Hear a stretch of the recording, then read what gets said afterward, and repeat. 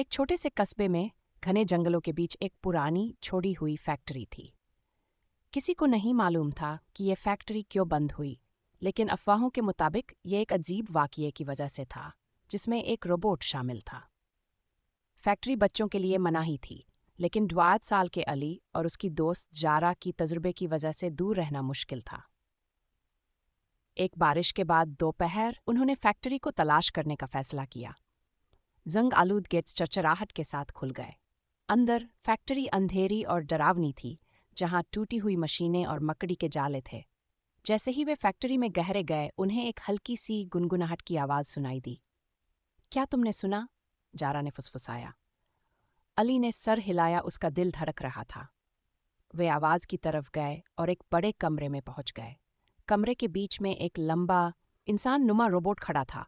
उसकी आंखें हल्की लाल रोशनी से चमक रही थीं और उसका जिस्म धूल से ढका हुआ था। अचानक रोबोट का सर मुड़ा और उसकी आंखें अली और जारा पर टिक गईं। तुम कौन हो? रोबोट ने गहरी मैकेनिकल आवाज में पूछा। अली और जारा जम गए। हम सिर्फ बच्चे हैं, अली ने लर्जते हुए कहा। रोबोट ने सर झुकाया। एक्स तो जेड हूं। मुझे यहाँ छोड़ दिया गया। जारा ने कहा, शायद हम आपकी मदद कर सकते हैं। रोबोट की आंखें झपकीं। मेरी मदद? कोई मेरी मदद नहीं कर सकता। जैसे ही रोबोट ने बात की, फैक्ट्री की लाइट्स छपकने लगीं। हमें जाना चाहिए, अली ने जारा से फुसफुसाया। लेकिन जैसे ही वे जाने के लिए मुड़े, रोबोट की आवाज़ गरजी, रुको, मुझे दोस्त चाहिए। बच्चे भागे, लेकिन रोबोट उनके पीछे आया। जैसे ही वे बाहर निकलने के करीब पहुंचे, रोबोट का हाथ अली के कंधे पर पड़ा।